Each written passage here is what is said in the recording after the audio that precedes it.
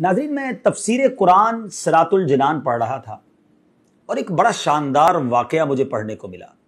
قرآن پاک کی ایک آیت کے تحت یہ واقعہ مفتی صاحب نے لکھا اور حدیث پاک میں گویا یہ واقعہ ہے، اور یہ پیارے آقا علیہ الصلوۃ والسلام کے دور میں ہوا۔ ماجرا یہ تھا کہ ایک شخص جس کا نام تھا سالبہ پیارے آقا علیہ الصلوۃ والسلام کے پاس آیا اور کہتا، حضور میرے مال میں برکت کی دعا کر دیں۔ میں اس واقعے کا خلاصہ پیش کر رہا ہوں۔ تو پیارے آقا علیہ الصلوۃ والسلام نے فرمایا، اے سالبہ، وہ اچھا ہے مال جس پر تم اللہ کا شکر ادا کر سکو، چاہے وہ تھوڑا ہو، اس زیادہ مال سے بہتر ہے جس کا تم شکر ہی ادا نہ کر سکو۔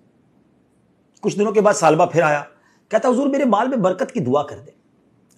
پیارے آقا علیہ الصلوۃ والسلام نے دعا کر دی۔ اب نبی پاک دعا کریں تو قبول تو ہونی تھی۔ اس کی بکریاں ملٹی پلائی ہونے لگ گئیں۔ اب اتنی بکریاں ہو گئی کہ مدینہ منورہ میں جگہ ہی نہ بچی جہاں وہ اپنی بکریاں رکھ سکتا۔ وہ اپنی بکریوں کو لے کر شہر سے باہر جنگل میں چلا گیا۔ اچھا، مال تو بڑھ گیا، مگر پہلی محرومی اس کو یہ ملی کہ وہ نماز میں نہیں آتا، جماعت میں اور جمعے کی نماز میں بھی نہیں آ سکتا تھا۔ نبی پاک علیہ الصلوۃ والسلام نے پوچھا، سالبہ کا کیا حال ہے؟ صحابہ کرام نے کہا، حضور بہت پیسے ہو گئے، بڑا مال ہو گیا، اتنی بکریاں ہو گئی کہ اب مدینے میں جگہ ہی نہیں رکھنے کی۔ نبی پاک علیہ الصلوۃ والسلام نے فرمایا، سالبہ پر افسوس ہے۔ اب نبی پاک نے یہ فرمایا تو دیر از سم تھنگ رانگ۔ اب کیا ہوا؟ اتنی بکریاں بڑھ گئیں کہ اب جنگل میں بھی جگہ نہ بچی۔ پیارے آقا علیہ الصلوۃ والسلام نے صحابہ کرام کو آرڈر دیا کہ جاؤ اور لوگوں سے زکوٰۃ وصول کرو۔ صحابہ کرام زکوٰۃ لیتے لیتے سالبہ کے پاس پہنچے اور کہا کہ تم نے بھی زکوٰۃ دینی ہے۔ جب اس نے کیلکولیٹ کیا تو زکوٰۃ میں تو بہت ساری بکریاں دینی پڑ جاتی۔ کہتا ہے، مجھے تو یہ ٹیکس معلوم ہو رہا ہے، میں بعد میں بتاؤں گا۔ صحابہ کرام جب ریٹرن بیک ہوئے نبی پاک علیہ الصلوۃ والسلام کی بارگاہ میں، اس سے پہلے کہ وہ بتاتے کہ سالبہ نے کیا کہا، نبی پاک نے 2 ٹائمز، جی ہاں 2 بار فرمایا، سالبہ پر افسوس ہے۔ اب سالبہ کو پتا چلا کہ نبی پاک علیہ الصلوۃ والسلام ناراض ہو گئے۔ وہ آیا پیارے آقا کی بارگاہ میں، کہا، حضور معاف کر دیں، یہ زکوٰۃ لے لیں۔ مگر اس کے آنے سے پہلے قرآن پاک کی ایک آیت نازل ہو چکی تھی، اور ان میں کچھ وہ ہیں جنہوں نے اللہ سے عہد کیا ہوا ہے کہ اگر اللہ ہمیں اپنے فضل سے دے گا تو ہم ضرور صدقہ دیں گے اور ہم ضرور صالحین میں سے ہو جائیں گے۔ پھر جب اللہ نے انہیں اپنے فضل سے عطا فرمایا تو اس میں بخل کرنے لگے اور منہ پھیر کر پلٹ گئے، وعدہ خلافی کی اللہ سے۔ پیارے آقا علیہ الصلوۃ والسلام نے اس کی زکوٰۃ، اس کا مال قبول نہیں کیا، اسے ریٹرن کر دیا۔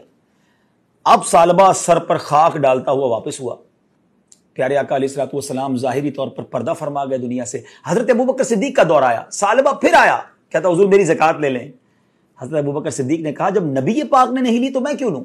اس کو واپس کر دیا۔ وہ حضرت عمر فاروق کے دور میں آیا، حضرت عمر فاروق نے بھی لوٹا دیا۔ سیدنا عثمان غنی رضی اللہ تعالیٰ عنہ کے دور میں اس کا انتقال ہو گیا۔ ناظرین، اس واقعے کے بعد قبلہ مفتی قاسم صاحب نے تفسیر قرآن صراط الجنان میں کمال کی باتیں لکھی کہ آج ہم کیا کرتے ہیں؟ دعا کرتے ہیں، یا اللہ بس مال دے دے، پھر زکوٰۃ بھی پوری دینی، پھر صدقہ بھی خوب کرنا، پھر میں تیری راہ میں خوب خرچ کروں گا، مسجدیں بھی بناؤں گا۔ پیسہ آنے کے بعد سب بھول جاتے ہیں۔ یا اللہ اس مشکل سے نکال دے، بس پھر میں نے نمازیں ہی پڑھنی ہیں، نفل ہی پڑھنے ہیں، میں نے صدقہ خیرات ہی کرنی ہے، بس یہ بیماری دور ہو جائے، یہ قرضہ اتر جائے۔ کتنے وعدے کیے زندگی میں، جب وہ کام ہو گئے تو سب بھول گئے۔ غور کیجئے، کہیں ہم یہ والا کام تو نہیں کر رہے جو سالبہ نے کیا تھا؟ اور پھر ایسی لعنت ہوتی ہے کہ پھر اس کی زکوٰۃ بھی قبول نہ کی گئی۔ علماء نے اس پر بھی ڈیبیٹ کی ہے کہ کیوں سالبہ کی توبہ قبول نہیں ہوئی، سالبہ کی زکوٰۃ قبول نہیں کی جاتی تھی۔ تو بتایا گیا کہ سالبہ جب بھی پیسے دینے آتا تھا نا، اس ڈر سے آتا تھا کہ لوگ برا بھلا کہہ رہے ہیں مجھے، اتنا برا ہوں میں کہ میری زکوٰۃ ہی قبول نہیں ہو رہی ہے۔ وہ لوگوں کی شرم میں عبادت کرتا تھا، اللہ کے لیے نہیں۔